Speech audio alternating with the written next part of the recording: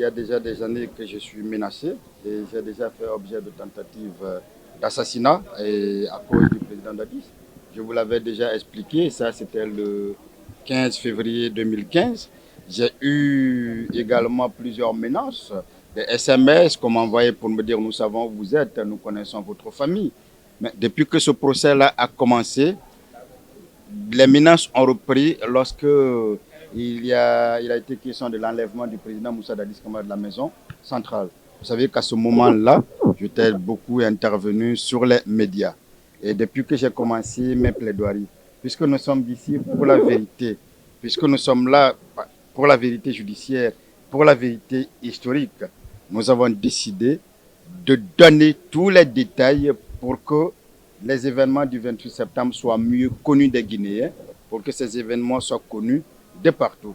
C'est tout naturellement que quand on le fait, on fait des choses qui compliquent la vie à d'autres personnes, qui se demandent, surtout que j'ai dit qu'on connaîtra à notre procès des événements du 28 septembre. Et c'est une réalité parce que le président Dadis va être libéré, parce que des personnes seront potentiellement poursuivies et ces personnes-là ne veulent peut-être pas me laisser en paix. Des agents de renseignement, d'ailleurs, m'ont clairement appelé et m'ont intimé de ne plus dormir chez moi ces temps-ci.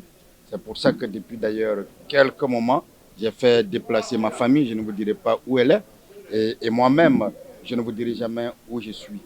Mais qu'ils comprennent et qu'ils se rassurent qu'ils ne peuvent rien contre la volonté de Dieu. J'ai vécu avant de les connaître, j'ai vécu avant ce procès, je vivrai après ce procès-là. Et seul Dieu peut mettre fin à ma vie, mais pas ces gens-là. Et s'ils sont vraiment de vrais hommes, qu'ils prennent plutôt leurs responsabilités à jour, pendant le jour, et viennent pour qu'on discute, viennent pour qu'il y ait des confrontations.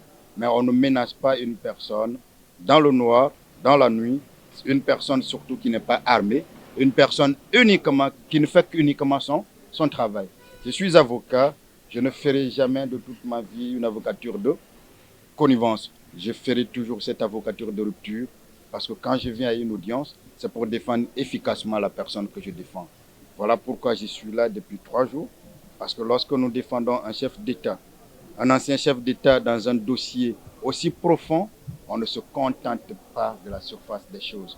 On doit aller au plus profond des choses. C'est pour ça que je prendrai encore le temps d'aujourd'hui et je serai encore là lundi, peut-être que même mardi.